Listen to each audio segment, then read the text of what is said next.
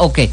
So, yeah, mabubuan tala, ang bottom line sila is capital, no? Capital. And ang commitment namon sa Prime Electric together with the MP Holdings sa Ignite Power na muligan gid no nga makayo o ang atong distribution of electricity para mabawasan ang insidente sa mga brownouts and at the same time to ensure na ang presyo sa kuryente mapabilit or barato or mas lower pagid.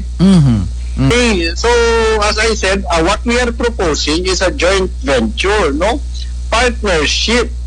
Bali, ang Ignite Power kag ang Socoteco 2 magaupod sa isa ka joint venture company na ang magiging sharing is 70-30. Okay. 30% na Socoteco, 70% na sa Ignite Power.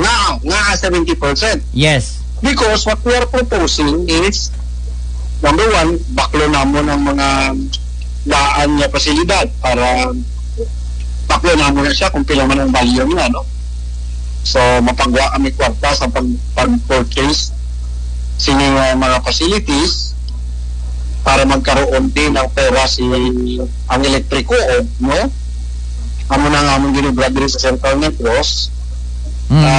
Tapos, magiging shareholder pa siya sa joint venture company. So, hindi siya madula, magiging part owner, hindi siya mag-dissolve. Yung kundi magiging part owner siya sa joint venture company.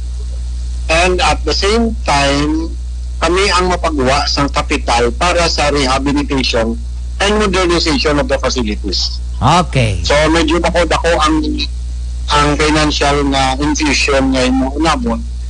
And because of that, ang aming gina-propose is mas dako ang amon nga magiging share sa joint venture company. Kaya 70%. Okay.